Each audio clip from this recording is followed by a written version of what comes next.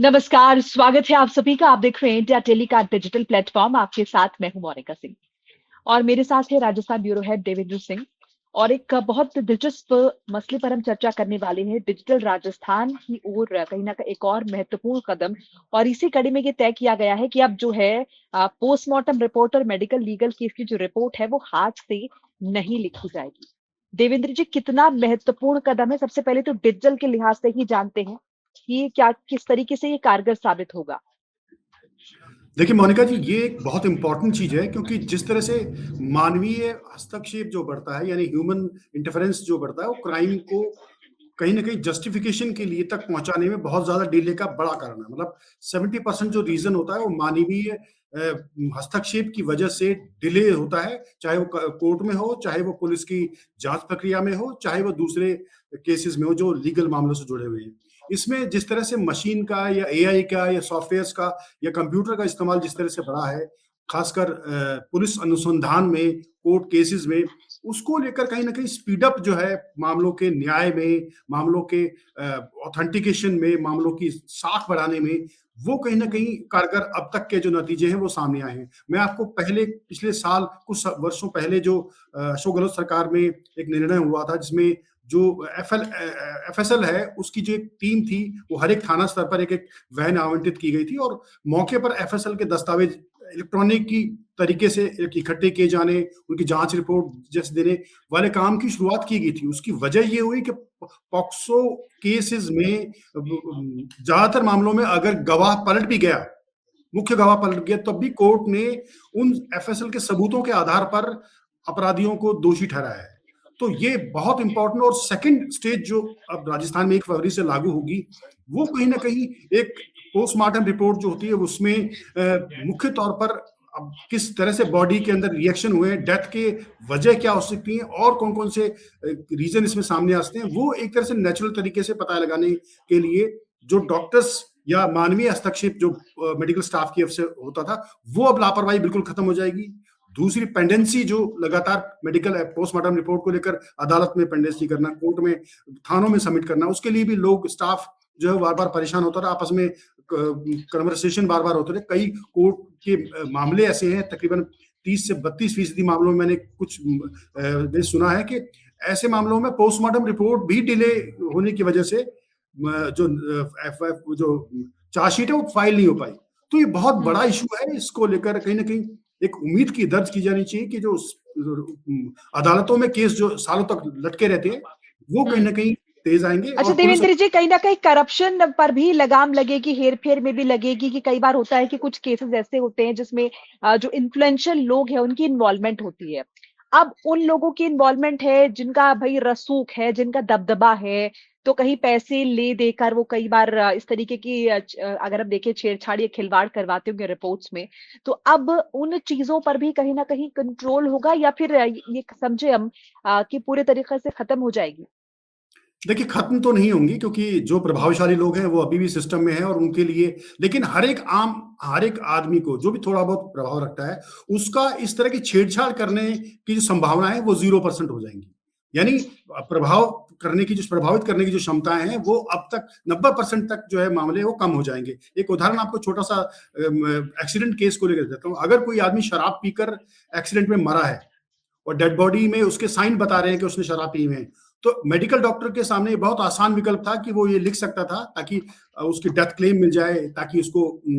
उसके परिवार को मदद मिल जाए। मानवीय सहायता के तौर पर भी मैंने कई जगह सुनने में आए हैं कि मैसेज केसेस ऐसे में डॉक्टर चाहे तो उसको लिख सकता था कि शराब पी के नहीं था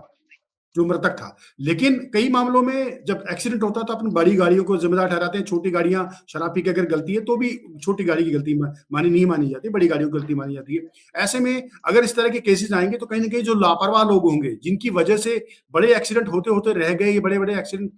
जो है वो उनका कारण बने, उनको भी कहीं ना कहीं कानूनी चश्मे से एक ही नजर से देखा जाएगा। और उसमें जो एसएचओ और एसपी दो को जिम्मेदार मुख्य तौर पर इस प्रक्रिया में ठहराया गया है, वही इसके लिए जो चेंजेस या कुछ चीजों में अपडेट करने के हकदार होंगे। उसको लेकर भी जो थाने पे जो निचले स्तर का जो स्टाफ है उस पर भी कहीं ना कहीं लगाम कसने का काम जो वो कर सकेगा। मेडिकल रिपोर्ट में बदलाव की संभावना शून्य हो जाएगी। हम्म। तो ये एक बहुत अच्छा, बड़ा क्रांतिकारी कदम। किस हाँ, क्या लगता है आपको, क्या किस तरीके से जो है ये चीज़ें कम हो जाएँगी मेडिकल रिपोर्ट में हेर-फेर, और कैसे इन्हें कंट्रोल, अब जैसे आपने ज़िक्र किया कि शून्य तो नहीं हो सकता है, लेकिन कहीं न कहीं जो है ये चीज़ें कम हो जाएँगी। अब फॉर एग्ज़ाम्पल जैसे हम किसी भी इंसिडेंट की बात करते हैं, वहाँ पर पहले जैसे कि मेडिकल ऑफ़िसर ने कोई चीज़ लिख दी है। बाद में एक प्रभावशाली व्यक्ति आता है और बोलता है कि भई इस चीज़ को आप अनडू कर दो, फिर इसे हटा दो। तो क्योंकि वो आपने हाथ से लिखी थी, तो आपने उसको रिप्लेस कर दिया। लेकिन अब आपने ऑलरेडी डिजिटल में वो एंट्री कर दी है। तो ऐसा तो नहीं है कि आप उसे अनडू नहीं कर सकते, कर तो अभी भी सकते हैं। देखिए, अभी क्योंकि ये सिस्टम पायलट तौर पर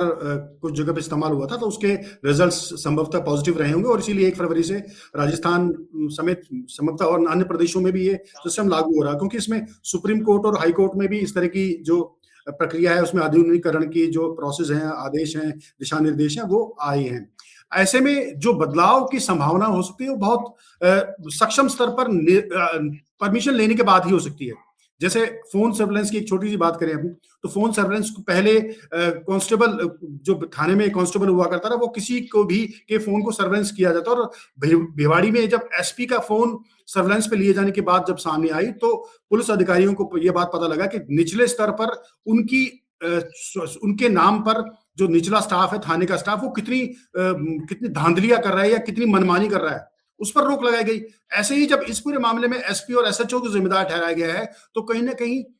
संभावनाएँ तो अभी भी नीचे स्तर पे जो स्टाफ करेगा, काम वही करेगा, लेकिन इसमें जो निगरानी है, वो कहीं न कहीं एसपी और एसएचओ स्तर की बहुत ज़्यादा बढ़ जाएगी और ज़िम्मेदारियाँ भी उन्हीं की रहेंगी। तो कहीं न कहीं जब जहाँ ज़िम्मेदारियाँ उनकी रहेंगी, तो लापरवाही के लिए ज़िम्मेदार भी वो ठहराएँगे, तो कहीं न कहीं सजगता जो है वो बहुत ज़्यादा बढ़ जाएगी। हाँ, एंडो करने की कुछ संभावनाएँ कोर्ट केस के मामलों में, कोर्ट की परमिशन के साथ-साथ में, या विधिक जो निर्णय होते हैं, उनके मामले में हमेशा रहती है। तो ऐसे में कोई ये फाइनल रिपोर्ट नहीं बनेगी, लेकिन ये एक बार सबमिट होने के बाद ये अपराध रिकॉर्ड ब्यूरो जाएगी, स्टेट के जो पुलिस जो हेडक्वार्टर है वहाँ जाएगी, तो इतनी जगह उसको दोबारा से संभव रिप्लेस करना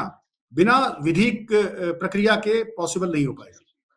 यानी कि कहीं न कहीं सिक्योरिटी उस पर्टिकुलर कागज़ की जो अपराध दर्ज होने के तुरंत बाद तैयार किया गया है, उसमें किसी भी तरीके की गड़बड़ी करना वो बहुत कम हो जाएगा। लॉ एंड ऑर्डर के लिहाज से कितना महत्वपूर्ण ये कदम है, क्योंकि राजस्थान में जैसे पिछले कुछ वक़्त में हमने देखा, विपक्ष ने भी प्रश्न उठाए हैं कि बहुत सारे केसेज़ जो हैं वो क्राइम के बढ़े हैं। तो ऐसे में ये कदम सरकार की तरफ से ये कितना महत्वपूर्ण जो है वो या फिर क्रांतिकारी साबित होने वाला है?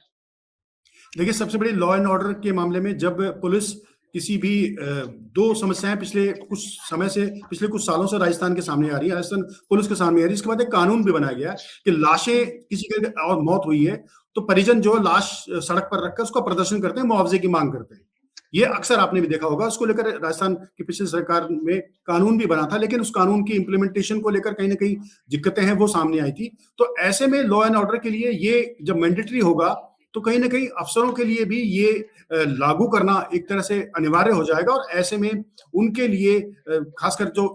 गरीब देहात का आदमी है, जो न्यायिक प्रक्रिया को नहीं समझता है, उसको भी न्याय मिलने की संभावनाएँ जो हैं, वो बहुत ज़्यादा बढ़ जाएँगी, और कानून जो आँखों पर भले ही पट्टी बाँध के रखता हो, लेकिन उसकी निगाह में सब आदमी समान हैं, तो उस गरीब और उस बिना पैसे वाले व्यक्ति के लिए, जो गाँव के दूसरे छोर में बैठा होगा, वो कहीं न कहीं भारत सरकार के और पुलिस के इस कानून के माध्यम से अपने आप को न्याय संगत निर्णयों में भागीदारी महसूस कर सकेगा, कि जिस देश को इतने साल हो गए आज़ाद हुए, उसमें कहीं न कहीं उस पर अगर कोई अन्याय हुआ है, तो उसकी सज़ा जो दोषियों तक ज़रूर मिलेगी। ये कहीं न कहीं खासकर महिलाओं के मामले में, दहेज हत्याओं के मामले में, ये एक महत्वपूर्ण कदम के तौर पर आत्महत्याओं और को दहेज हत्या के नाम पे आत्महत्या के नाम दिया जाता है। तो कहीं न कहीं इस तरह के डिसीज़न जो हैं, उसमें ये जो पोस्टमार्टम रिपोर्ट और जो लीगल जी। फाउंडेशन है, वो बहुत इम्पोर्टेंट रोल अदा करेंगे। मोनिका? अच्छा, महिलाओं के अपराध का आपने ज़िक्र किया है, रेप के बहुत सारे मामले होते हैं जिनको लेकर चिंता ज़ाहिर की जाती है, और हम हमेशा ये माँग करते हैं